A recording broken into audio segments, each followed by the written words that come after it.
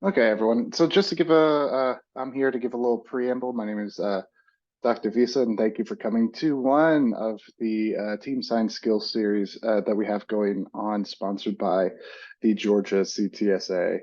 Um, just to give you a heads up, we have two workshops coming up this year.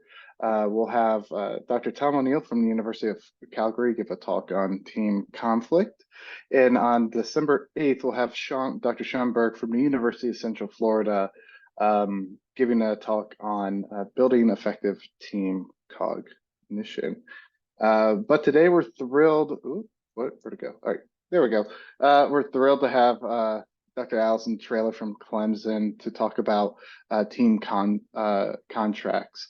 So Dr. Traylor over at Clemson is the director of the Advancing Research on Teams, or the ARTS Lab, which focuses on promoting inclusive teamwork. She's an excellent scholar with several top-tier publications on various topics, including inclusive leadership, the development of translational science teams, training transdisciplinary teams, and measuring effective team collaboration. But today, she's going to be talking about team contracts. So Allison, I will hand the baton over to you. Awesome. Thank you for the lovely introduction. I'm going to go ahead and share my screen.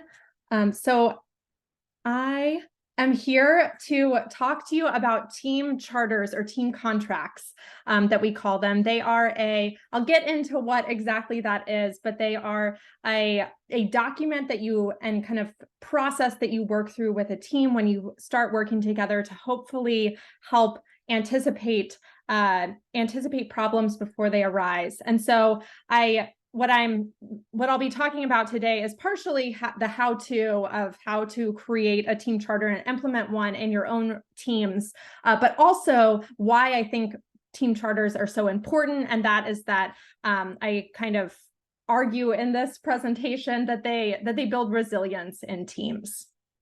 So before we get started, I'd like for you all to take just a minute to think to yourself about a challenge that you have faced while working in a team. So some examples that I give are conflict, social loafing, unclear roles or responsibilities.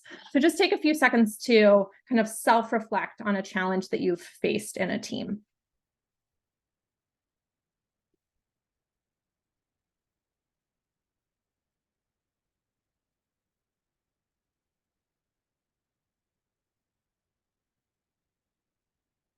Okay, so next I want you to think about whether that challenge could have been prevented, and if so, how that challenge might have been prevented.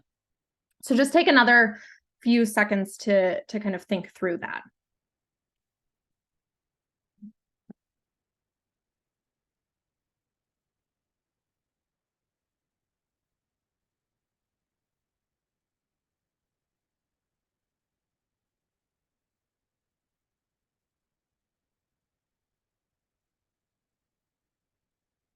Okay, so team charters are all about kind of anticipating those challenges. We all have challenges that we have faced in teams that we've worked with in the past. And so we have some idea of what challenges we should anticipate in teams that we're working on in the future. And so that's kind of why I have us start out with this little activity of just reflecting on challenges that you've faced in teams that you've worked on in the past, and how you might overcome them in the future.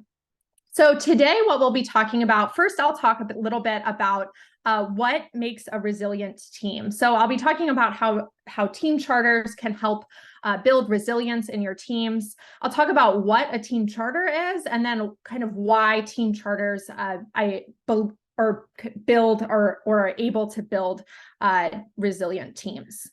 Then I'll actually go through kind of how to build a team charter and the types of questions that you'll want to be asking with your team as you work through building a team charter. Finally, I'll talk a little bit. I'll provide some kind of tips for implementing team charters in your research team, and some additional resources that are out there for developing team charters. And then I'll have just a quick wrap up and takeaways, and hopefully we'll have some nice time for Q&A or discussion as you all have questions. So I'll go ahead and get started. So think about team resilience is. So the basic definition of team resilience is that team resilience is the capacity of a team to withstand and overcome stressors in a manner that enables sustained performance. So the idea behind resilience is that teams are facing some sort of obstacle, and a resilient team is able to bounce back from whatever that stressor or obstacle is. And there are kind of three ways that teams can demonstrate resilience or can kind of build resilience. One of them is to minimize adversity before it happens.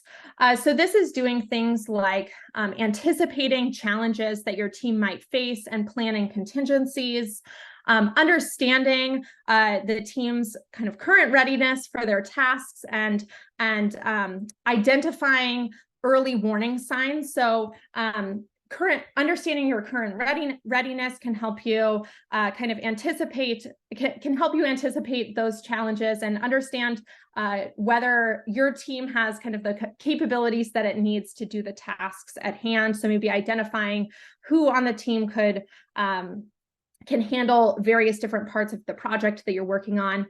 Identifying early warning signs of issues. So, for example, having conversations that reveal that maybe two people on the team have very different perspectives on how to approach a problem. So this comes up a lot in interdisciplinary teams because we have such different disciplinary perspectives.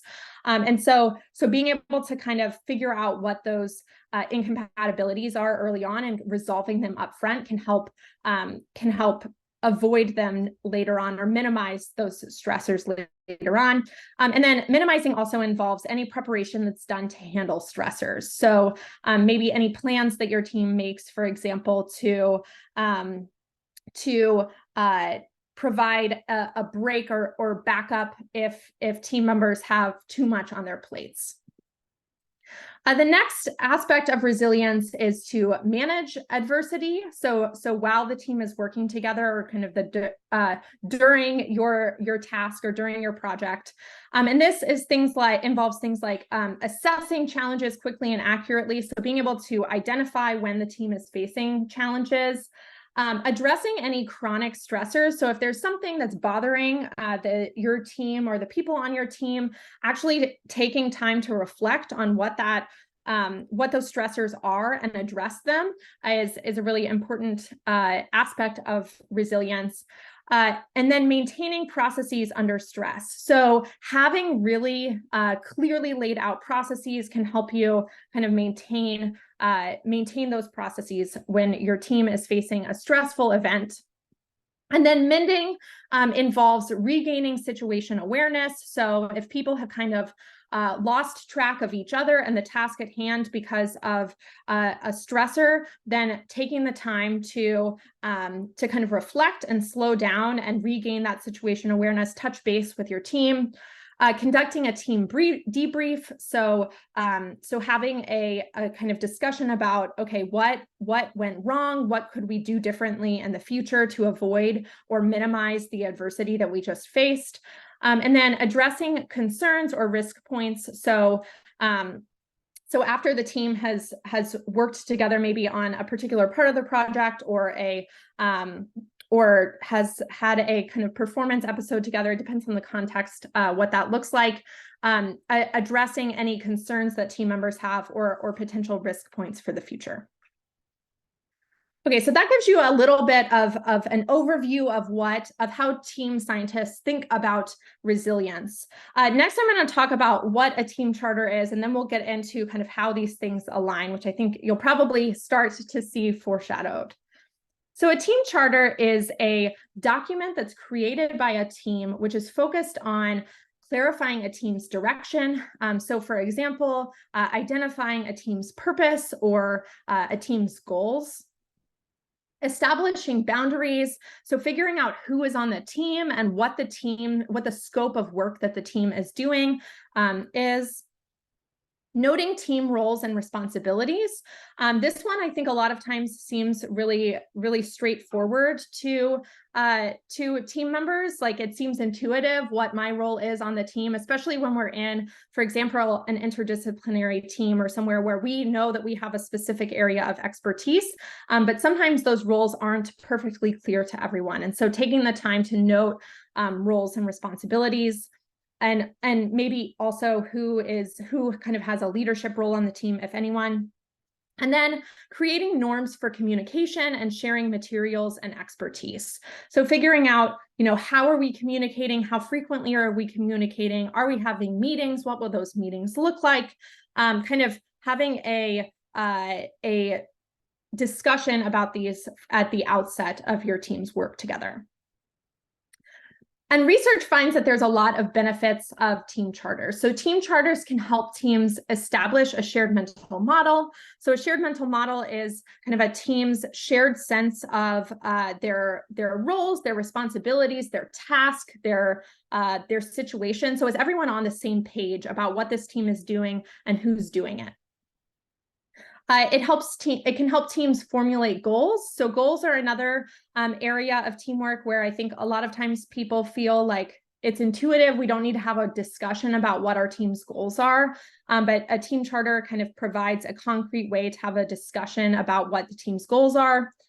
To determine who is best suited to take on which tasks in a project based on team member knowledge, skills, and abilities. So again, getting some of that role clarity, but beyond just being clear on who will work in what role. Actually, making sure that those roles are aligned with the expertise that each of your team members have. And then finally, it provides an opportunity for people to familiarize themselves with their team members, maybe in the process of talking about, for example, how you might handle conflict on the team. You'll get an idea of how your team members think about conflict in general, and maybe their conflict management style to a degree. Team charters, the reason team charters are so helpful is that they help frame a structured conversation about important aspects of teamwork and help or kind of require teams to make decisions about how they would like to function. So I think the team charters oftentimes can be really helpful for structuring a team kickoff meeting at the outset of a project, or even in a team that you've worked on for a longer period of time. If you're working on a new project together, it can be really helpful to outline kind of what our actual goals and expectations of each other are. I will also mention that I frequently, for those of you who are in the classroom in some capacity or who work with students, anytime I give a team-based project in the classroom, I have teams work on a team charter. It can be somewhat difficult to get students to really put a lot of effort and care into their team charters, but inevitably at the end of the semester, when I ask for feedback on or advice that you would give future teams doing this project, students say, take the team charter seriously. That's really what we should have done.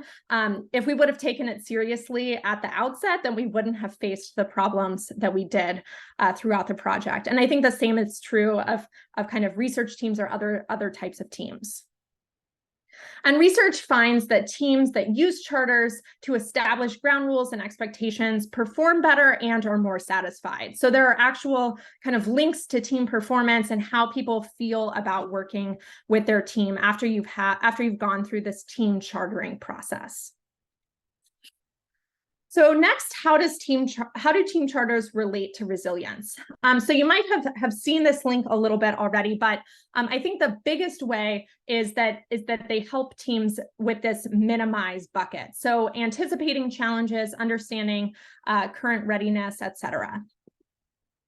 But team charters, I think, can really help with all of those aspects of promoting resilience in some ways. So for example, team charters can help a team anticipate roadblocks or potential challenges to achieving goals. So as you're having a conversation about what our team's goals are and who's going to do what to achieve those goals, a lot of times a lot of times potential challenges will come up. You can even, as part of your team chartering process, discuss potential challenges that you expect to come up along the way and how your team plans to manage those challenges. Team charters can help to identify early warning signs of adversity. So for example, I think I alluded to this example earlier, but revealing differences in opinions. So this can come up in a lot of different ways.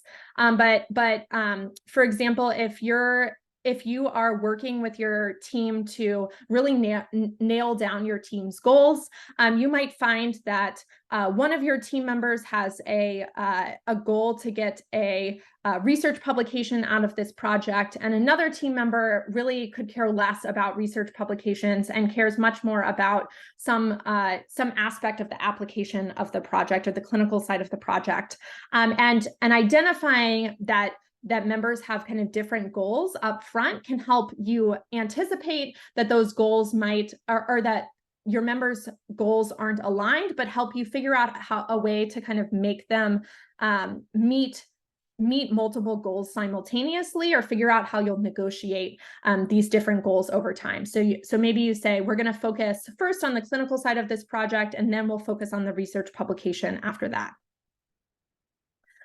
Discussing plans for common team setbacks. So most of us have, so this gets back to the activity that we did at the beginning of the presentation. So thinking about a common team setback, I think all of us have, can think of some kind of worst case scenario teams that we've worked on, but even teams where the teamwork could have gone better, and distill kind of common themes from that. So one that comes up a lot, and I know you all will, or I saw that you all will have a workshop on this in November with an awesome expert on team conflict. But team conflict is a very common challenge facing teams, and having a conversation before you are actually experiencing conflict about how the team plans to manage the conflict can do a lot to help work through that process later on. So for example, you might decide as a team that you are going to that the way that you'll manage conflict is by any two team members who are having conflict with each other will work to come to an agreement on their own, and then they will identify another team member who can kind of mediate their disagreement, some sort of process to managing that conflict, which can help identify and provide kind of a nice segue for team members to resolve it, because it's a lot easier to say, hey, we said we were going to resolve conflicts in this way in our team charter, than it is to kind of not have a clear course of action that everyone has agreed on in advance. Team charters can also help teams manage adversity and mend following adversity. So especially when you think about really structuring the way that teams reflect on their work. So for example, in your team chartering process, you might outline your team's debriefing process and say, our team is going to debrief or reflect on how our work has been done together once a month at this time, which can help. That was one of the big, or that's one of the big pieces of mending. Managing can also, I think a big place where team charters can help with managing adversity is really getting a team's processes down pat before adversity is happening. So once we've had a discussion about how we expect to work together and how we've kind of all agreed that we should be working together, we can, those processes are much more kind of set in place. And then when an adversity happens, we're more likely to be able to stick to those processes. Also, team charters can help teams by building in systems for handling stressors. So thinking about things like who might provide backup to whom. So maybe forming sub-teams within your larger team, and saying, you know, these two people are going to manage this aspect of the work between each other. Sometimes one of them will carry more weight, sometimes another one will, but they'll provide backup to each other depending on what else is on their plates at any given time. Any questions about, so next I'm going to get into how to actually put together a team charter, but any questions about what a team charter is or how it can help promote resilience?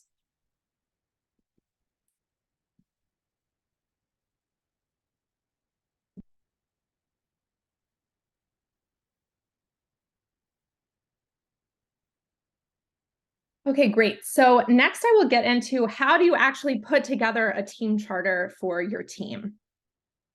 And as we go through this kind of how to, I'll ask you to take some time to reflect on a team that you are working on or that you have worked on in the past or that you plan to work on soon, and kind of think about how you would implement some of or kind of reflect on your previous experience in teams. And then that will inform kind of how you would put together a charter in the future. So the components of a team charter can depend on the specific team's needs. So my goal today is to provide you with a bunch of ideas for what could be included in a team charter. But I want to be clear that this is not super prescriptive. I think there are some, I'll be talking about very common and kind of important aspects of a team charter, but exactly what you talk about as you're putting a charter together can be dependent on your specific team's needs. So for example, if you know that your team is going to, if you know that your team is interdisciplinary, I might need to discuss those kind of potentially conflicting goals that we talked about. Maybe you plan to have a more in-depth goal discussion as you're putting your charter together versus a team where your goals are clearly outlined because you all submitted a grant proposal together that had clearly outlined goals, for example. And in that case, it might be, or it's important to discuss your team's goals still, but it might be a much shorter and more straightforward discussion.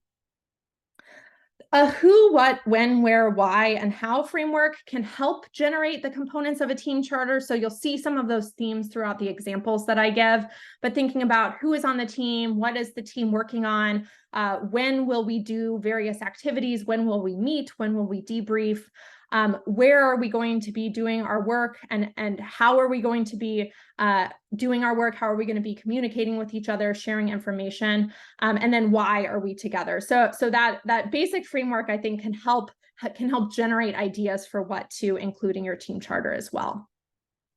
Like I mentioned, today we'll talk about some general questions that are important to answer in a charter. And then I'll provide an example team charter that can be used as a starting point in your own teams.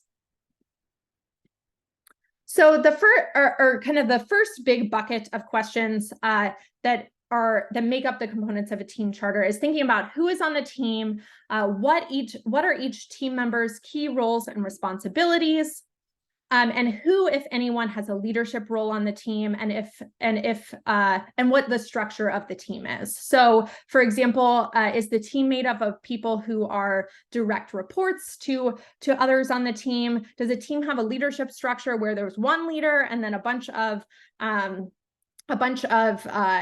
followers or team members on the team? Does the team have multiple leaders?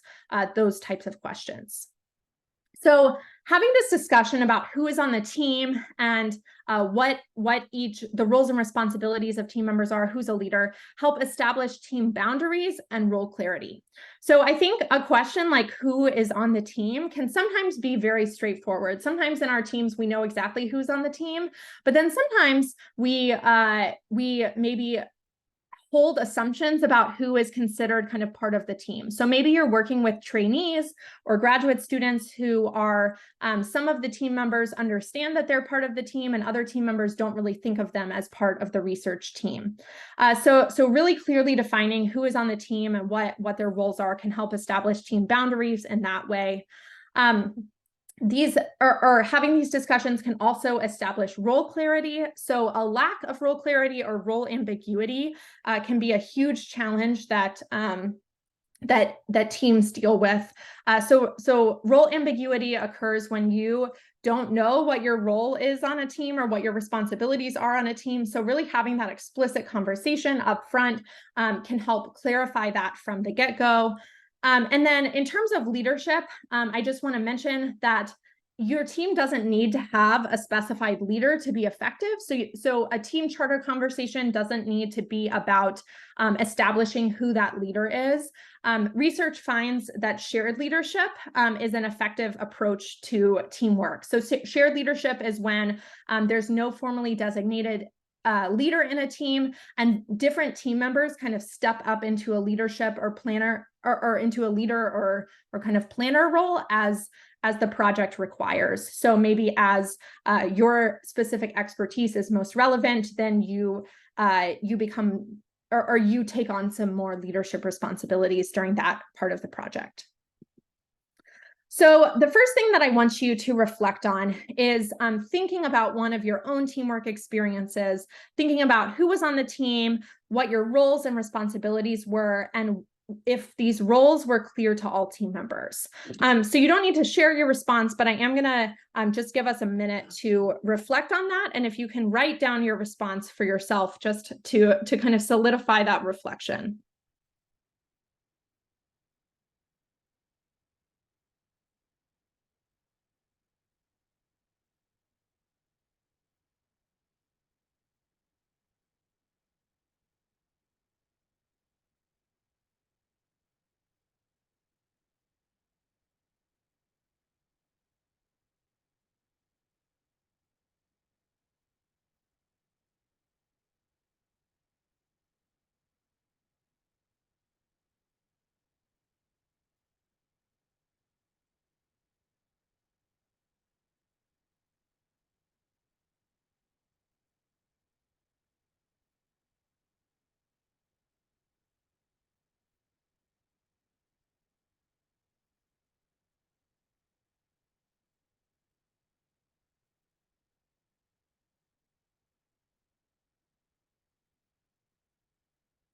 Okay, awesome. And then we'll talk about, or I'll provide some more opportunity to think about how you would use this reflection to figure out what you would put in a team charter in the future later on in the presentation.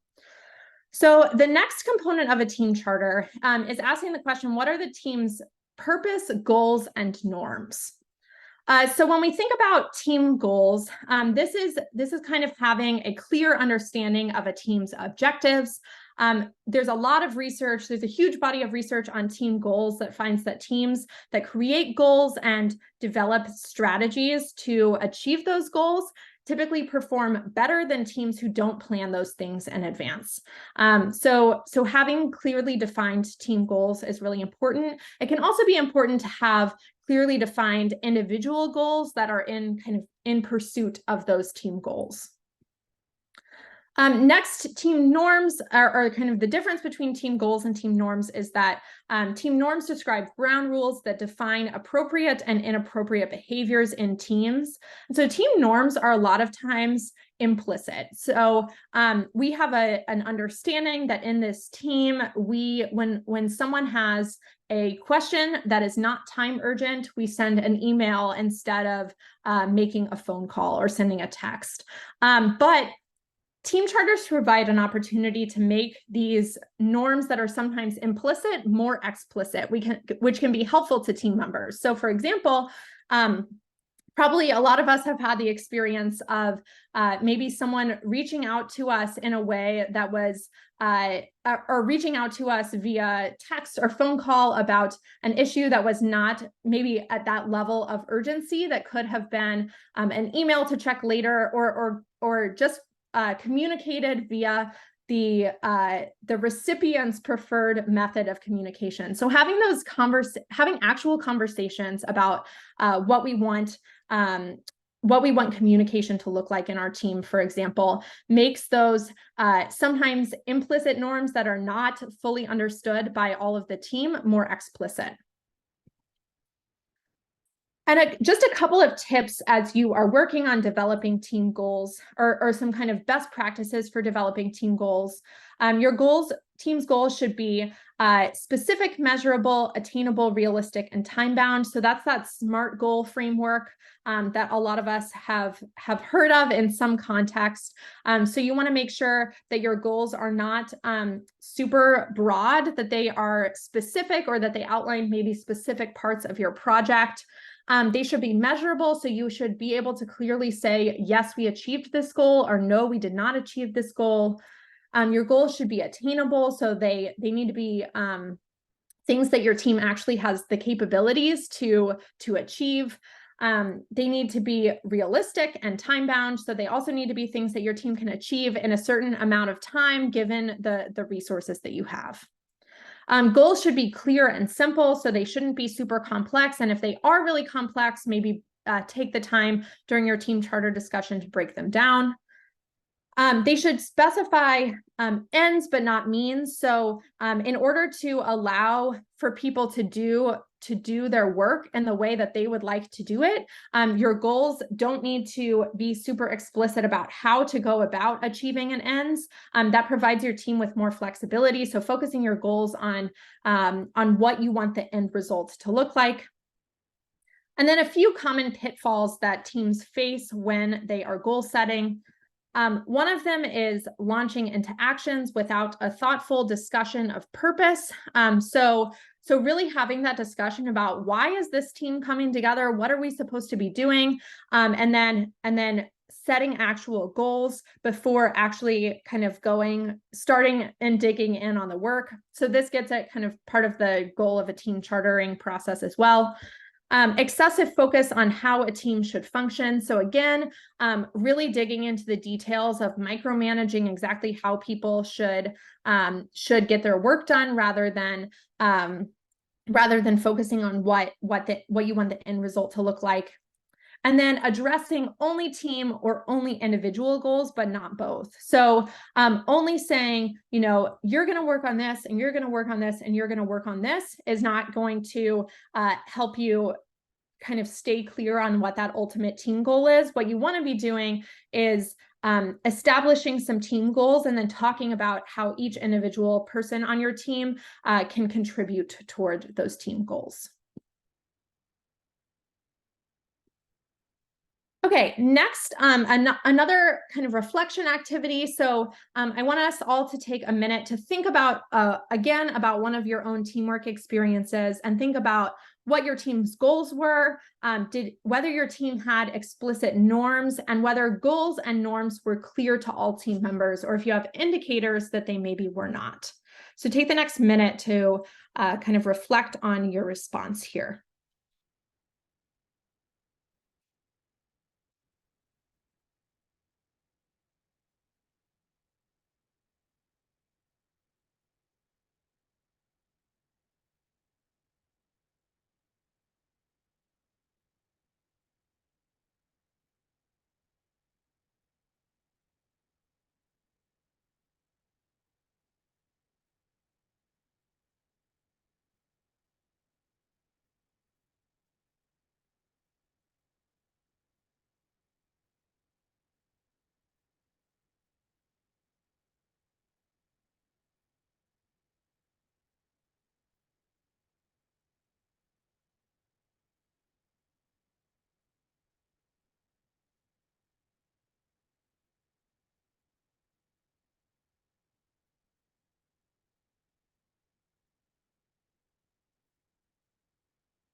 Okay, great. And then the last kind of set of questions that serve as components of a team charter are around how the team will share information, materials, and expertise.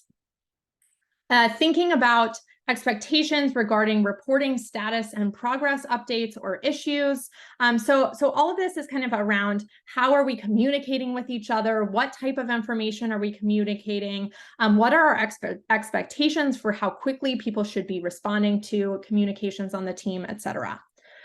So having a conversation and documenting in your team charter communication expectations in terms of, for example, what mode of communication your team will use. So there are now a lot of different ways that teams can communicate about the progress of their project. Everybody is kind of, or everybody has a different preferred platform. So having a conversation at the outset of a project about how you want to be, or how your team kind of agrees that you can communicate with each other about the project really helps set you off on the right foot.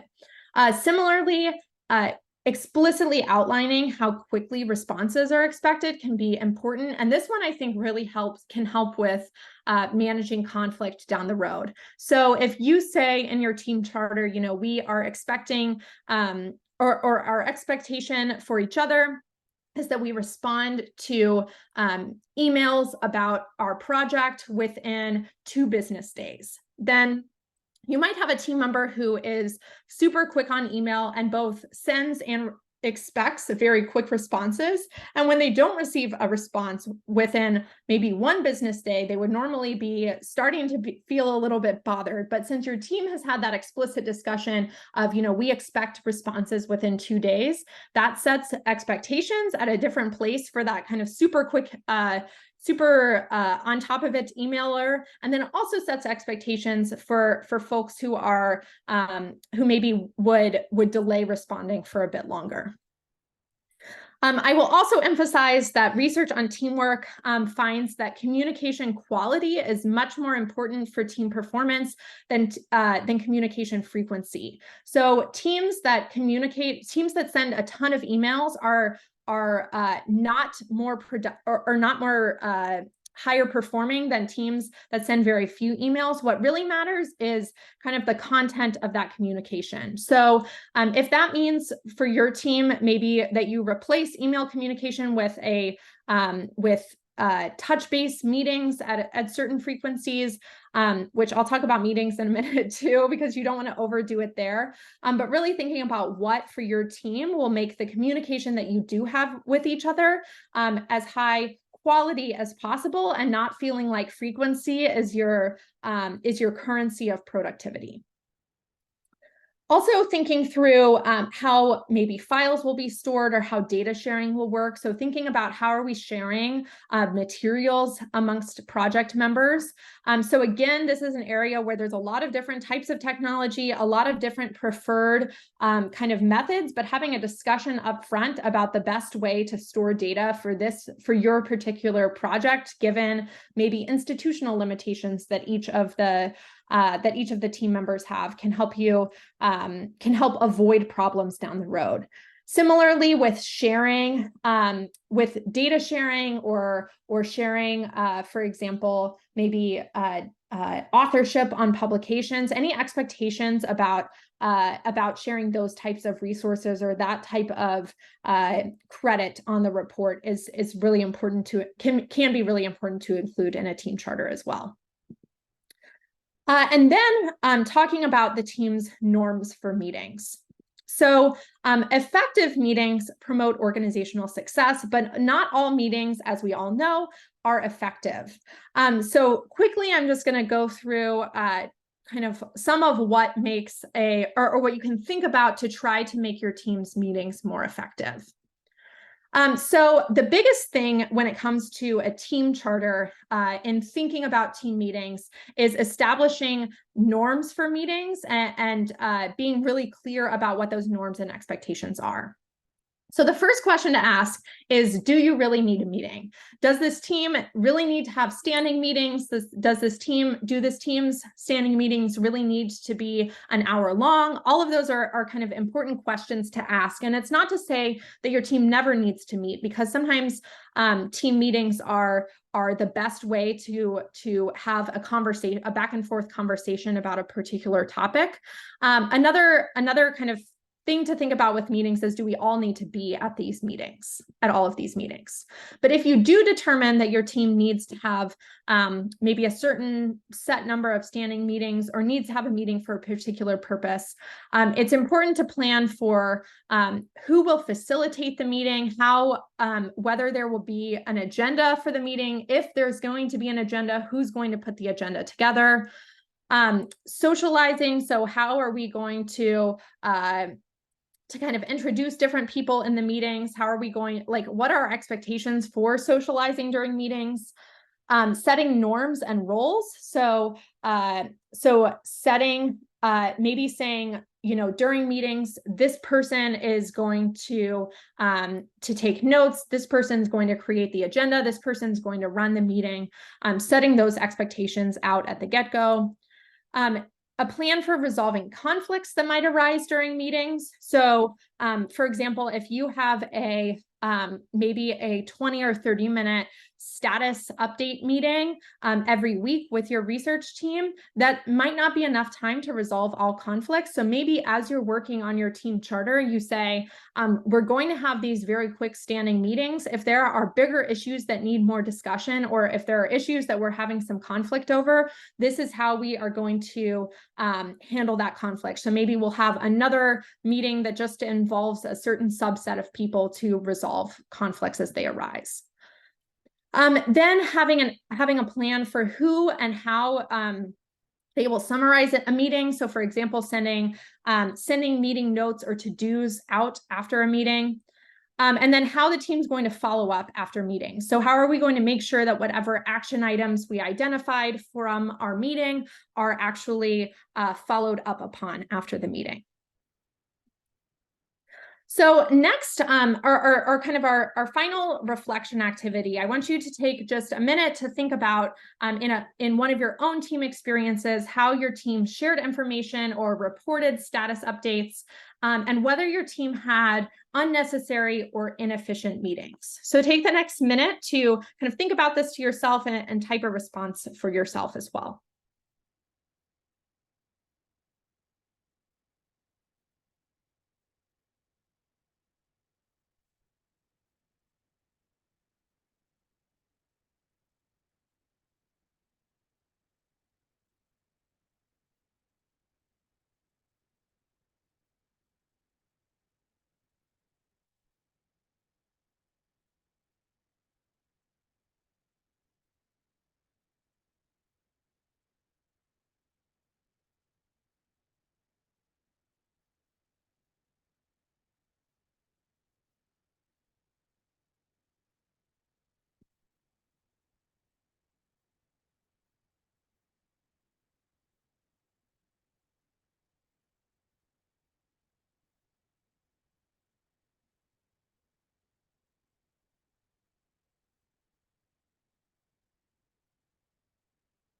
Okay, great. So before I have us kind of start to work on what we would include in our own team charters, I wanted to talk a little bit about just a few additional tips to think that can help you figure out the process for developing your team's charter. So first, a team charter will ideally be established as soon as a team starts working together. So whether that's at or oftentimes at a team's kickoff meeting is a good time to establish a charter. I think it doesn't always have to be, so sometimes a team works together for many months or many years and has multiple different projects, and each of those projects can be a good time to think about establishing a team charter. So or maybe you work with a large group of people and then you kind of form different teams depending on what you're working on at a given time. And those can be good kind of critical points to develop a charter. So at a kickoff meeting or the first time that the team meets can be a good opportunity to have these discussions. Or as I mentioned, as soon as a team starts working on a new project. Team charters are really important for the forming stage of development. So thinking about that time period in a team before teams establish routines or goals, or when teams don't have super formalized or kind of set in stone routines or goals. So what you don't want to see is a team having a discussion about a charter and it just be writing down what we're already doing. A huge part of the benefits of charters comes from the kind of self-reflection or the team reflection on and really intentional thought about how you want to be doing things and how you could work most effectively together. It's also important to have all team members present for charter development. So I think in some cases, you have a first meeting and a few members of the team aren't able to be there for charter development. I think there are potential workarounds if this happens. So for example, maybe you have people send their thoughts about a team charter in advance, but you really want to avoid this if you can. It's really important that everyone is present for developing a team charter, because another part of the point of the team charter is that it is a document that kind of establishes or demonstrates what the team agrees on as the team's norms and expectations. And if someone wasn't part of that initial conversation, it's hard for them to feel like they have the same level. It can be hard for them to feel like they have the same level of buy-in or understanding about why we decided to do things in this particular way.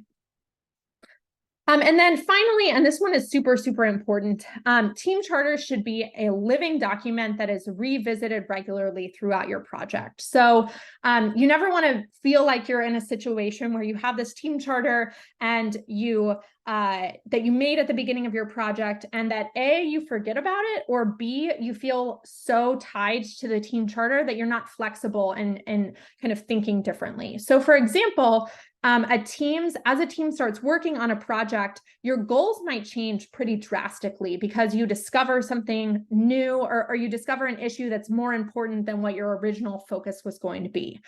So setting aside time, maybe you say, we have,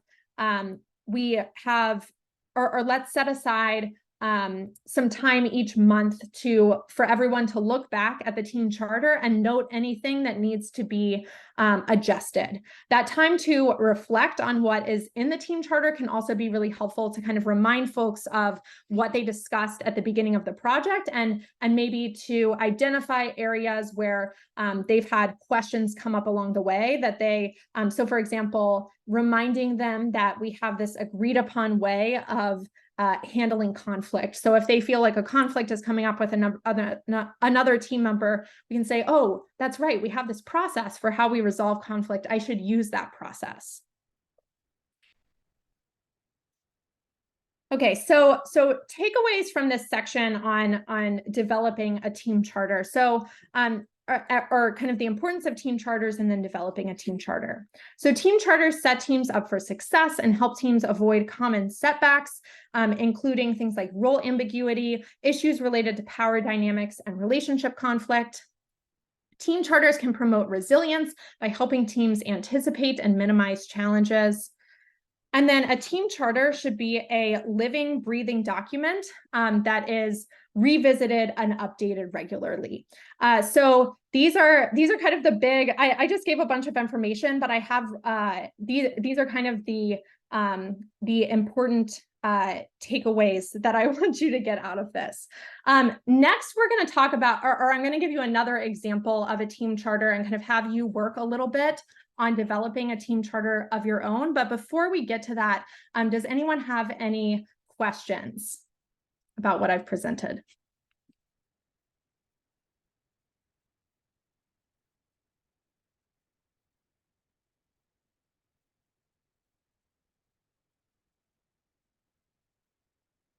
Okay, great. So I believe we have a team charter document that I'm going to share here. So this team charter document is actually from a resource that your November speaker, I believe, put together. So ITP Metrics is a great online resource for a lot of team-based resources. I highly recommend making an account. They don't send you any spam emails, or so there's no risk of that.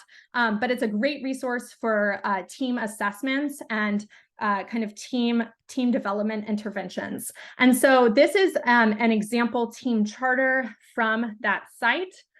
I am going to share it and kind of walk you through what this looks like. And part of the point of sharing this is also that you see that there are multiple ways to think about a team charter, or kind of multiple different things that you can consider putting in a team charter. I have used this sample team contract in a lot of times when I'm teaching college courses and having students put together a team charter as well, because it does such a nice, thorough job of providing kind of details on what should be included in the charter. So this one includes team member names. It talks about the purpose of the document. It goes through project expectations, member expectations, role expectations. It talks about how we expect to communicate with each other. So we talked about this one a lot.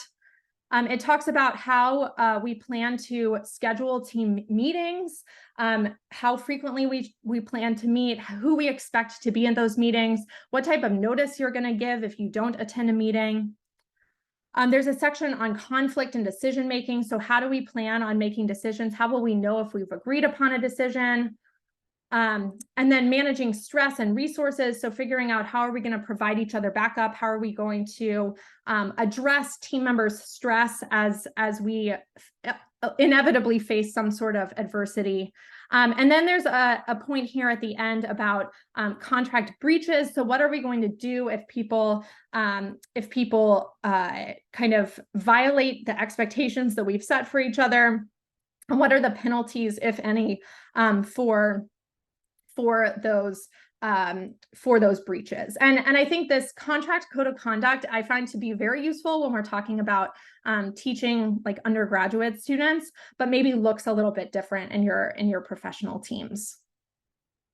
So I think that is another great resource for putting together a charter. And charters are not a one size fits all. So you really want to make sure that what you include in your charter is appropriate for your specific team.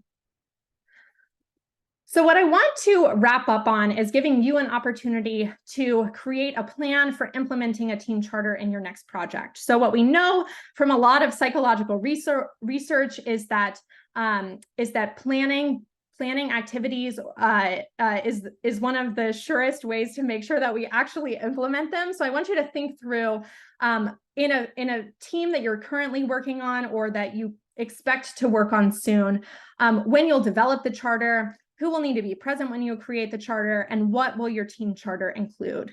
So take maybe just the next couple of minutes for this, and then we'll wrap up with a little bit of time for Q&A.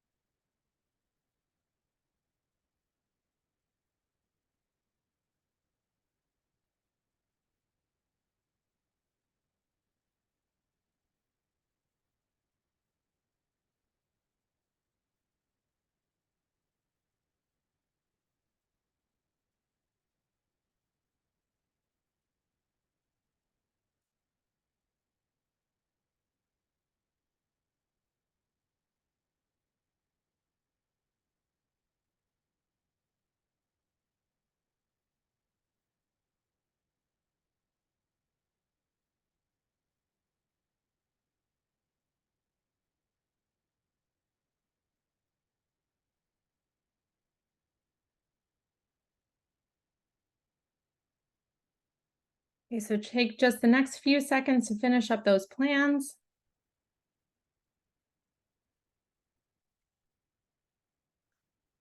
Okay, so I hope that presentation was helpful to you and that it helped you kind of think about implementing a team charter or a chartering process for your next project or in your next team.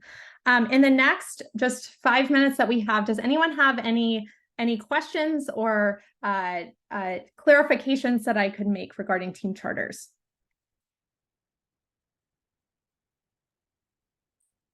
Thank you, Allison. That was really helpful. This is Amanda. Right. I'm curious what your thoughts are on doing a team charter for a team that is sort of all over the place, right? And in that, like, it's been around for a while but hasn't really been considered a team yet, but we're just discovering that we are a team. Is it useful to go ahead and try and do this, or do you find that just causes a lot of confusion? I would say it should absolutely be useful. And the reason is when there's a lot of, it sounds like a situation where there might be a lot of ambiguity. Like we didn't even know that we were a team until recently. And so I think the point of a team charter is really about having the conversations and making our team more explicit and everything that we do in our team more explicit. And so I think I think it's important. I wouldn't get as much. It's a good recommendation to do it kind of at the start of working together, but that's almost the recommendation that I gave today that I feel the least tied to, because I think that a lot of times having these kind of clarifying conversations are really essential to promoting team effectiveness. So I think definitely in the case that you mentioned, a team charter and exactly what you include might look a little bit different because you've been working together for some period of time, but definitely I think a charter would be an effective tool for your team. Are there any other resources for the actual discussions about how around the topics, like you laid out the topics that we should look at really nicely, but like Yes. how we start those conversations? Yeah, so I believe ITP metrics that I gave that example or that kind of additional example document, they have a lot of resources on their site for kind of for having a lot of different types of conversations on your team. So that's the first resource that I typically point people to for having conversations about how are we going to manage conflict and putting together a team charter. Okay, awesome. Thank you. Yes, I thank you. appreciate it. Yeah.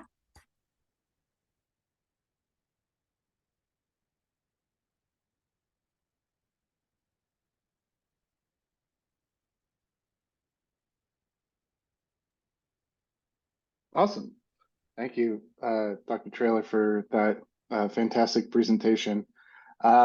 We learned a lot. I learned a lot, even me being a good expert in this field. So I thought it was extremely valuable. But please let us know how you liked the session by filling out the evaluation link that we just posted in chat, and there'll be an email sent around later with that information as well. In that evaluation link, you'll also be able to put in your information if you want to sign up for a consulting session with Dr. Traylor. Other than that, thank you, Dr. Traylor, once again. And I hope everyone has a great rest of their week and weekend. Thank you so much for having me. Bye, everyone. Take care.